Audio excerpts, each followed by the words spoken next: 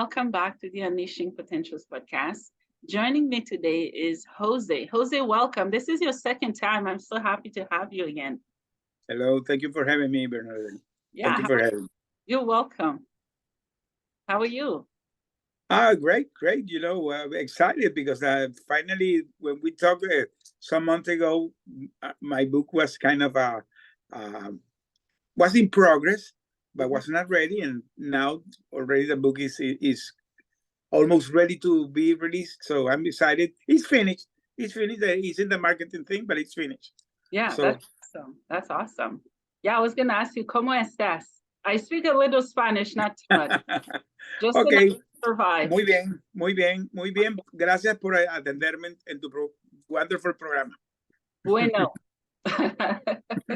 Yeah, so Jose, give us a short introduction for those who haven't seen your first episode on the podcast. Tell them, Okay. tell us who you are and anything else you want to share. Yeah, for the audience that didn't hear the first episode, I encourage you to do it. But in my case, I was a 35-year oil and gas executive. I'm Venezuelan born, but had several years here in the U.S., became U.S. citizen. And by that time that this hostage situation happened to me was in November 2017, and I was the CEO of that company at that moment. The company is called Sigo Petroleum. Sigo Petroleum is very well known. By the way, there is a refinery in Chicago, very near to the Canadian border in Lemont. So we have the company has a refinery very near to Canada. Many Canadians maybe are aware about that company because the company has like 6,000 gas stations all over the U.S. So, well, my case was that I was called to a last minute meeting in that time frame in November 2017, and we were got caught in the political thing that was going through in that moment between the U.S. government and the Venezuelan government that they declared that was illegitimate. The government that was forcing the to get that government out, and they were putting a lot of sanctions to the country and to the officials. So when we flew to Caracas, we never thought that we will get caught in that situation, but it happened to us. We became the political pawns and the bargain chief of that situation between the U.S. and Venezuela, and that situation lasted 5 years because we were back and forward with all these political things. It was a change on the government here in the U.S. and came the new administration. And finally, this administration this today was the one that finally released us in October last year through a prisoner swap in a Caribbean island in San Vicente in Grenadine. Maybe you are familiar in the Caribbean. We were released there, and well, we're gonna have 1 year. That next month going to be 1 year that we were released. Wow. Thank you so much for sharing. That kind of catches up. Everyone knows a little bit if this is their first time listening to your story. Yeah, you're here today to talk about your new book, which I'm so excited about. Tell us more about your book and how long have you been working on it? Well, my book has a very special characteristic because when we were in this 5 year situation, the first year was a very severe situation that I'm going to narrate in the book. There was a real, very bad situation because, as I said, we were taken as a political pawns of the situation, and they were trying to force the U.S. government to take decision, and they were kind of doing really bad for us. So at some point, the tension began to be so bad that the frictions between the two governments were so bad that the Venezuelan government expelled the U.S. ambassador in 2018.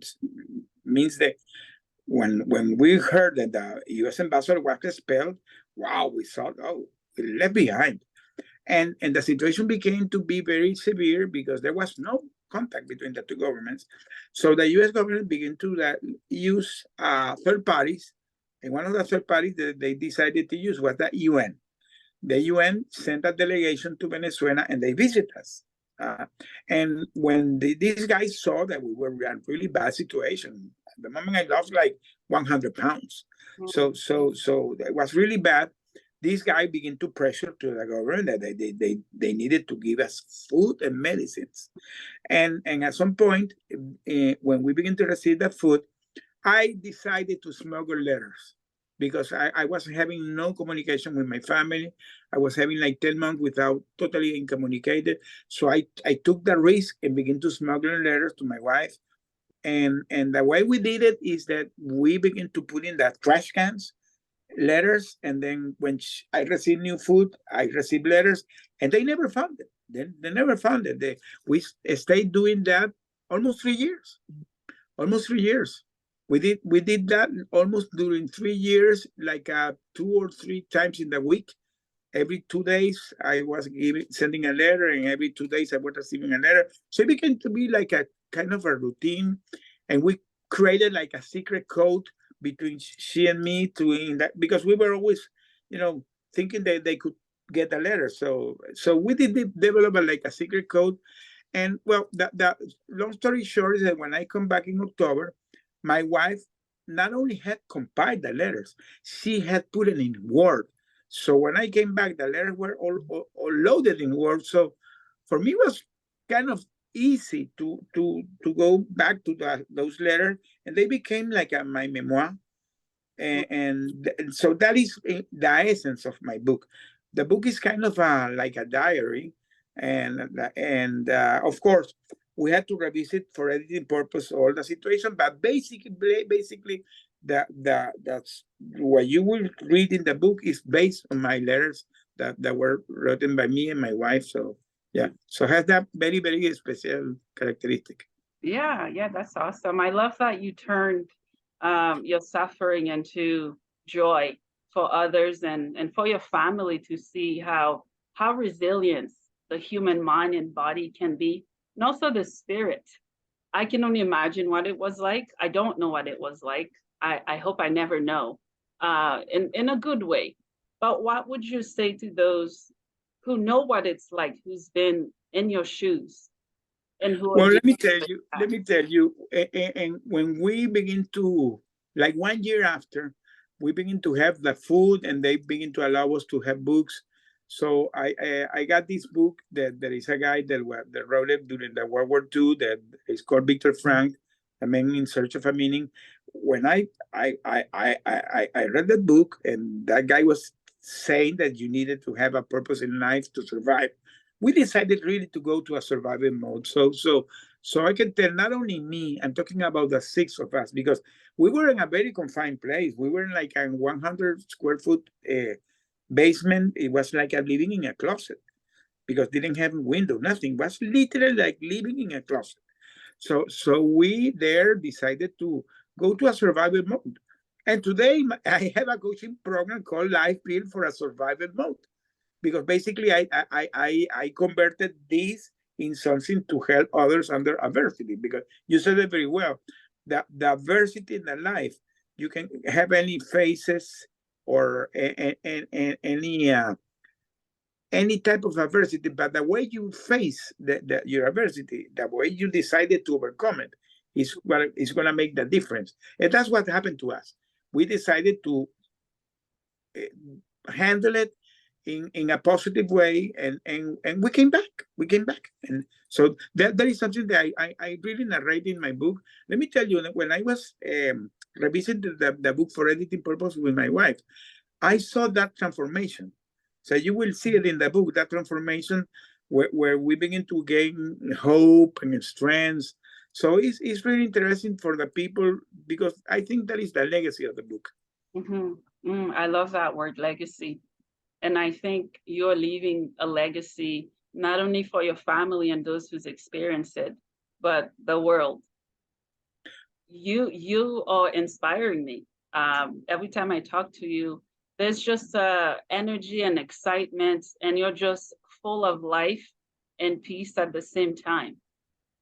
Well, let me tell you, Bernadette, I decided to turn my adversity in something really meaningful. I decided to help others. Today, when I look my picture back, the other day I was invited to a LinkedIn program about talking about gratitude.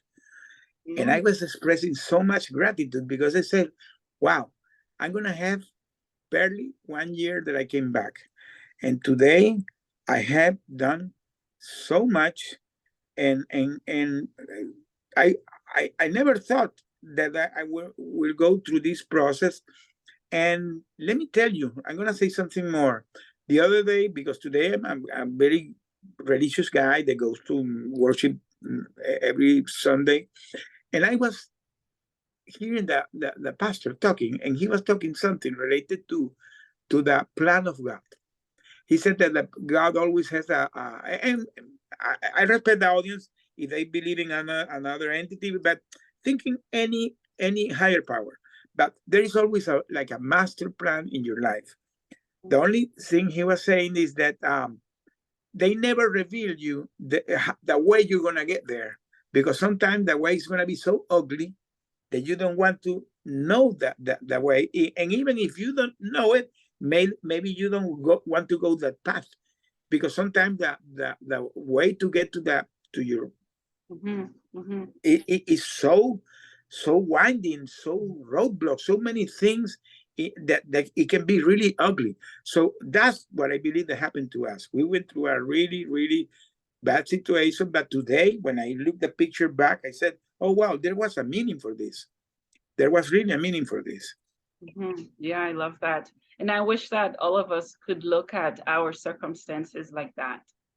That's Because the way I want to teach people to they look at and think about it.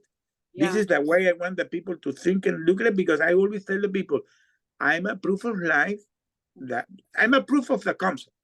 So the people have to see the proof of the concept and try to think that their ordeal, their adversity, they can overcome it in the same way.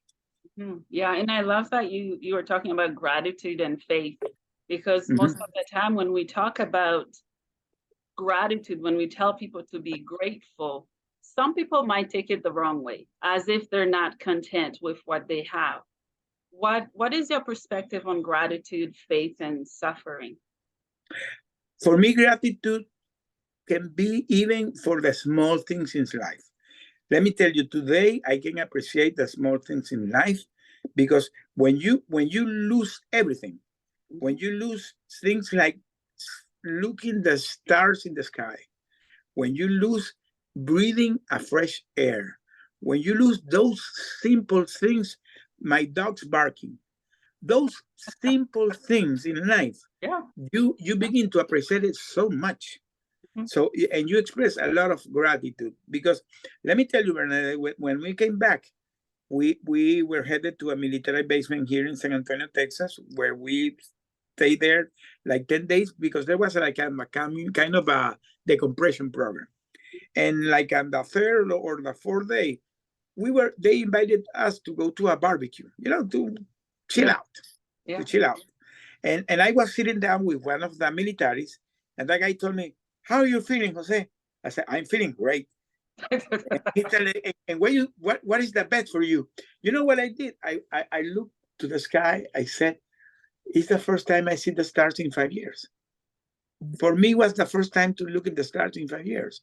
So I never thought about that. And when I saw that, I said, "Wow, this is a miracle." So that's why you have to express gratitude in life, Yeah. even for the small things. Yeah, yeah, absolutely. I think you and I can relate in that sense, because coming from a third world country, here in Canada, there's electricity, running water, I can flush the toilet. It's just the simple, basic things that most Western countries or rich countries do take for granted. Yeah, correct. Yeah, Correct. yeah.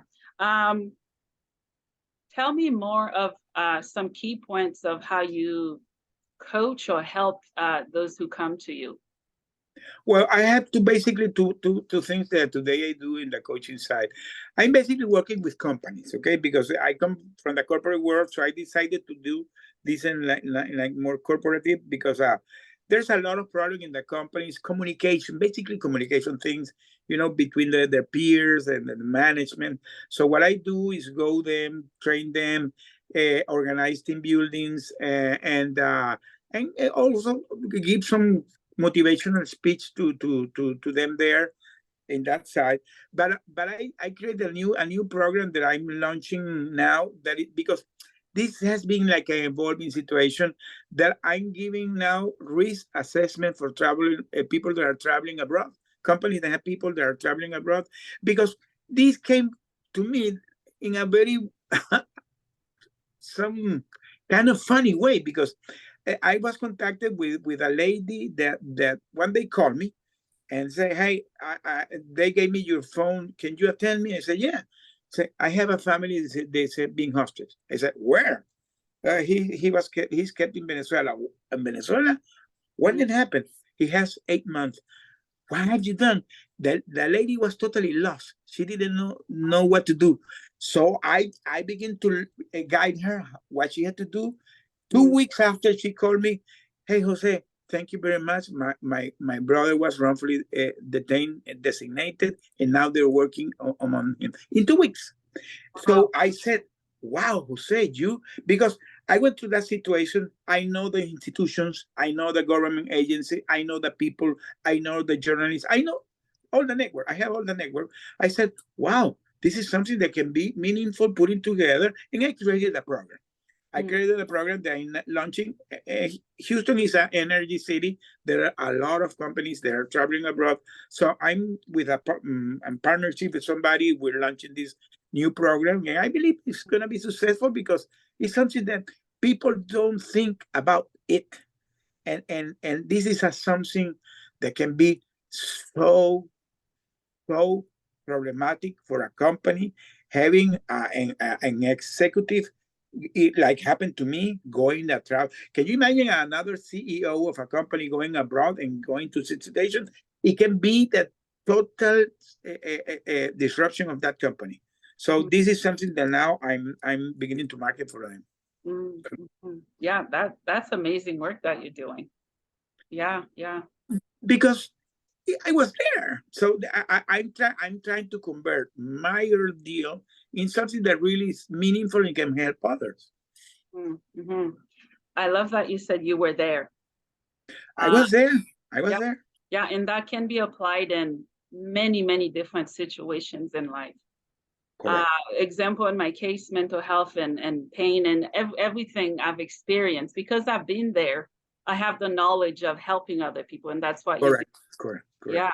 When you're there, nobody has to tell you what to do. You know what you have to do. So when you have a unique experience that is yours, nobody's gonna take it. It's yours. You went through that. Yeah, absolutely. So your book is written in Spanish and English.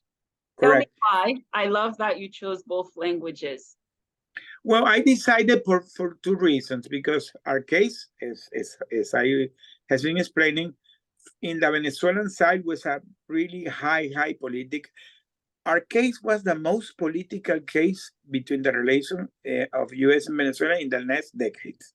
And when the ambassador Roger Castro did the first trip to visit us in December 2021, 1 year before we were released, it was the first time a U.S. officer landed in Venezuela in 5 years. So literally, our situation, our case, was the one that opened the talks between Venezuelan and U.S. and it became a big deal because there was no communication. So really, the communication began because we were there. So it became like that. So we became like in the middle of that situation. So in Venezuela, this is a very high sensitive. Everybody's in Venezuela. You talk about our case, everybody knows about it. It was in the memories of everybody. So that's why we decided to do for the Spanish market in Espanol. And for the English market, of course, there is a big community that today we are part of it. That is the hostage community. And by the way we're going to promote the book is that I'm going to support, with part of the proceeds, it's going to be donations for the hostage foundations that today we are kind of connected to all of them. So I'm going to be announcing those foundations that we're going to be supporting, because this is a way that the people know that we are supporting that foundation, that people know that that foundation exists, and they are doing a wonderful work supporting the hostage community. So that is like a kind of giving, it's gratitude, giving back to them. Yeah, I love that. Also in your book, would you say there are some tools to empower people, especially if they're in the situation, they don't really know how to overcome it? The book, The Legacy, is exactly that. Because even I narrate the fact that what happened, but the real legacy of the book is that at the end, even you go under any adversity in life, and our case was a total nightmare, but the way you face it, the way you decided to overcome it, the way you decided to look at it in a positive way, the way you decided to get connected to your people, to your loved ones, the way you decided to go back to your spirituality. We did a lot of things that today I explain it as part of my coaching program. But not only that, I in the book, that is my legacy for the people, that the people that can say, wow, see, if this guy went through this and could overcome it, I can overcome any situation in life. That is the legacy of the book. Yeah. So Jose, tell us what it means to you to have this book written in Spanish. Well, as I said, because all this book had this political thing in Venezuela, there is a lot of the Venezuelan public today is still cautious about the situation, because the way we were literally abducted. One day they came, they took us out, and we came back. Boom! Nobody knew what happened with us, and nobody has told the story. That's why I'm gonna tell the story. That's why I said the true story of the Circo Scene, because it's the story. It's the story behind our case. Hit the all the major media outlets here in the U.S. and in Venezuela, but nobody told the story. Always was talking about the dispute between the U.S. and Venezuela. Nobody told about the case, about us. So that's why I had to tell my story, because the story is going to set the record that really what happened, all we went through. Because Bernadette, we went through a lot of situations, because when the U.S. didn't have no contact with Venezuela, they were talking with a lot of other countries to get to contact to us. So they went to the Argentina government, they went to the Italian government, they went to the Pope. They went to the Pope. The Pope intervened in our case. So there was a lot of international contact trying to get a release. It became really a really high political case. Yeah. And unfortunately, those are still happening. You get caught in the middle of the situation. You don't have nothing to do with that. We were like looking things going on, and everything was everything worse and worse and worse. He said, "Wow, when this is gonna finish?" We never saw the ending coming.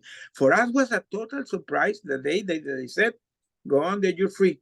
What was shocking? We never saw that could happen. It was a miracle. Yeah. So would you say you've overcome any fears that you've had in life based on what you've been through? Today, I tell my wife, nothing is impossible. The word impossible for me doesn't exist. Everything possible. Of course, you can die. Okay, but the truth that any adversity in life today you can overcome it. That's the takeaway. Our situation is something that if you tell me 1 year ago, if I was going to be here talking with you, never thought it. For me, I was languishing in that jail. I didn't know what was going with us. We were convicted. Yeah. So literally we'll be languishing in the jail forever. Maybe I will have died in a cell. How do you combine your faith with your experience when you're in church? Wow, very interesting question. For me, the faith today is everything. You know, the faith is Is that believe in those things that you don't see. So Yeah, that is the true faith. That when you believe in something that even you don't see it, but you know it's there. yeah. That is true faith. And let me tell you something else. I learned in all this process that because you can have faith in God, but when you have the faith of God, Mm. see that word, not the faith in God, the faith of God is so powerful because it's the faith that's coming from Him. It's coming from Him to you. So today, this is what I believe, that when you have that faith, when you have the faith of God, and you really believe in something, and those, you don't know how it's going to happen, but you know it's going to happen. It will. It will. Oh, I love that. So your book is going to be released in October. It's Um, Tell October. us more. Yes, we put it there. It's gonna begin next week. Gonna be in pre-marketed through Publisher. Publisher is a New York editor.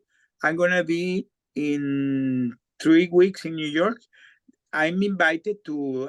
There's gonna be a big event during the UN General Assembly. That week is the General Assembly of the UN. There's gonna be a big event. There is a foundation called the Hosted Aid Worldwide that they advocate for hostels all over the world. I'm invited, and they're gonna come hostels from UK, a former hosted from Australia, from Philippines, Belgium, French, all over the world. So it's gonna be a nice meeting because we're gonna gather and we're gonna know other people that have been in the press. I know their cases because I know their cases in the press, and we're part of the community. But I'm gonna meet them in person now, and it's kind of raising this awareness not only here in the U.S., something that is worldwide. So the event during the UN General Assembly is the intention to give the awareness because this is something that is going worldwide. It's something bigger than only from one country. Yeah. Oh, I believe you. I Canada has one of the most powerful government pushing this is the Canadian government. Canadian government has been a strong advocate for it. There is a very famous case of some Canadian guys that were in China. They were swapped with a Chinese lady. That was it. You would yeah, have been. yeah, It was yeah. very famous that case. Yeah, yeah, you're right. Canada does lots of work to empower, advocate, and connect with survivors and those who are held captive. And Correct. Correct. yeah, when are you coming to Canada? You told me you were gonna come. Well, that conference hasn't been said yet. It hasn't been said yet. It's still. I don't know. It's gonna. In any moment, it's gonna happen. They told me that they're gonna be announcing, and there have been a lot of things going on. But maybe I think it's gonna be next year. To tell you the truth, I think it's gonna be next year. We're gonna be there. We're gonna be there. I have this. I have my friend that is the Canadian filmmaker also. They have been working with me. So we have been. By the way, the promotion of the book, the trailer, he did a wonderful trailer that is going to be in the part of the campaign. So when we launch now the campaign, you're going to see the trailer of the book is done by my friend, that's the Canadian producer. He did a wonderful job there. Yeah, that's awesome. I love how you put it, how you put your story for other people to connect. Yeah, trailer. You should make a movie. That would be a good one. Well, let me tell you, sometimes the streaming services are so sketchy with this type of thing because they see it like too political. Do you remember this movie that has become famous, The Sound of Freedom? It took them 5 years to put it out. So sometimes it takes some time, but they say that the story is going to go out no matter what. But sometimes take time because these type of themes sometimes are difficult to handle because there are this political thing behind. Because one of the problems that is happening today with the hostage situation in here in the US basically is strong is because you get caught not only with the problem with the two countries, is you get caught in the internal politics. So, and one of the things of our Bring Our Family Home campaign is put beside the politics and take the moral courage and use all the available tools to bring the people back home. So Yeah. it's something that these are human beings, period. Bring Mhm. them back, period. Yeah, yeah, you're right. Fear. I think because of fear, many are still suffering.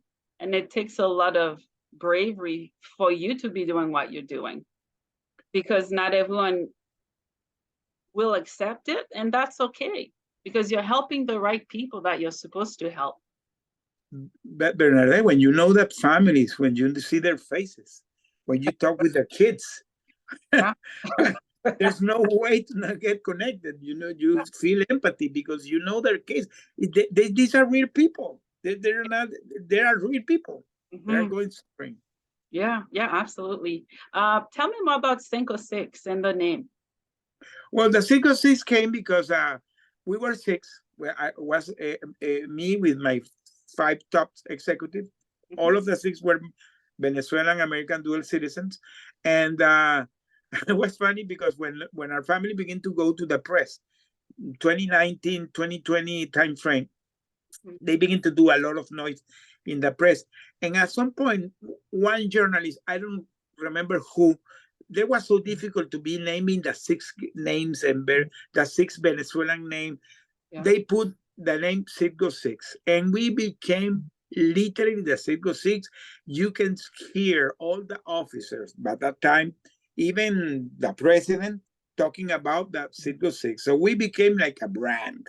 Really, we came like a brand. The Citgo Six became a brand. So Mm. you Google Citgo Six, and we will always appear. By the way, my name appeared when I came back. Nobody knew that I was Jose Pereira. I was a Citgo Six. Yeah. Oh, wow. Everybody called me the Cool. Citgo Six. Yeah, that's really cool. Um, yeah, so what is the meaning of life for you, Jose?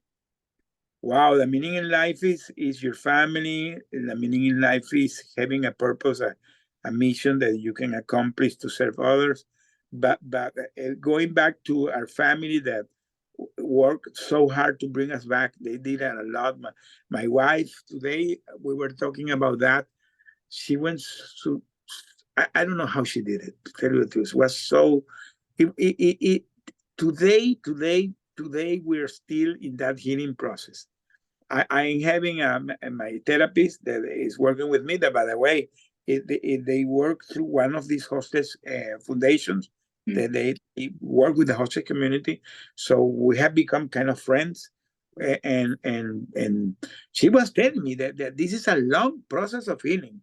So me talking about this, and now that I speak publicly on this, that I coach on this, that I have rolling on this, for me has been part of my healing process. But it's difficult.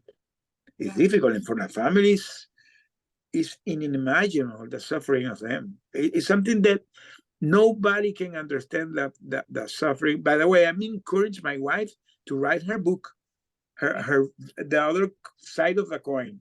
I Mm. want her to write her book, her version. Mhm. She can inspire other families, because then comes adversity. When you're in any adversity, you're going through a healing process or any problem, your family is backing you, but they're suffering too. Yes, yeah, yeah. And their suffering could be even sometimes bigger than yours. Mm. Because sometimes you know what you're going through. In our case, that was our case when we were there. We knew what was going on. We needed, okay, this is the situation. But our family didn't know. They didn't know what was going on. Sometimes we stayed weeks without having communication. That's why I decided to begin to smuggle letters. But I Yeah. said, I need to communicate with my family. Mm. So yeah. So for the families, this is really, and this is something that I really want to touch very clear in our book. And I encourage my wife to write her own version, the Yeah. other side of the coin. Yeah, yeah. That is so powerful that you're encouraging her to share her part in the journey because it's both of your journeys. Let me tell you, Bernadette, I decided to do it because my wife is kind of shy. She didn't wanted to do this. But the other day we did an interview with a Spanish channel, Telemundo. Mm. Telemundo gave us the interview in Spanish, and she went with me. when we unveiled the mural that we unveiled in July 4 here in Houston. We did that interview. When my wife began to talk, I got surprised the way she was expressing. It was so powerful, her message, that the journalist began to cry. The guy was crying. The guy was crying. Wow. She put the guy to cry. So I said, Melvis, wow, you had to do this. You have a powerful message there. Hmm. And she began already to write it. She did her first chapter Wow. already. Awesome. Good on you for encouraging her. I'm Yeah, she needs excited to do it. To do to see it. what she writes and how far it goes. Yes. Thank you for encouraging her. And, I hope that she also encourages other people that have been in her situation to also learn to heal, to write about it, and to speak up about it without any fear. She is the perfect example. She's shy. She suffered this in silence. She went through this during 5 years. Nobody knew what she was going through because she decided to be silent. She didn't share with nobody unless their family. Now that she's talking, now that she has been connected to the other wife, the other people, now she's kind of the voice of those. She's like a voice. So Yeah. she has to be heard. Yeah, yeah. She's the voice of those who could not speak then. Correct. Yeah, yeah. Um, let's talk about healing before we wrap up. How do you stay consistent in your healing journey? It is a very, very uh, intensive process, because sometimes, even that you feel yourself that you're strong. I believe I'm a strong guy. I'm a guy that I'm very positive. Sometimes it's difficult, because when you come back, Bernadette, it's like coming in a vessel in time. So you were lost in 5 years, and one day you appear in a world that changed. And sometimes I'm still processing that. I'm still processing that. Sometimes it's shocking sometimes, but the good thing is I have my therapy that is helping me on the journey. I'm on the process, and doing what I'm doing today help me. I believe I can help me and help me heal to others, but it's a really, really hard process. Mm-hmm. Yeah, yeah. It's a process and it's a journey. I think it's a journey that is not supposed to be rushed. No. Yeah. I can tell you, I felt that at the beginning when I came back, I felt like a wild stallion doing things. At some point, your mind makes you tricks. And you know that better than me, that your mind makes you tricks. Yeah. It makes you tricks, and sometimes it's like why this happening to me is that process. But the good thing is that today I understand it. Today I can share with others. I believe that process can help others. So, well, it's a journey. It's Yeah. a journey. Yeah, I believe you. My entire world was flipped when I got diagnosed with mental health issues. And all of a Hmm. sudden, I had to depend on people, and I couldn't depend on my mind. I still can't most days. So I believe you. It's a fight, it's a battle that it doesn't necessarily have to be won. It's the mindset and the effort we put into doing the best we can with the pain that we carry. But you said very well, mindset. I think everything is related to the mindset.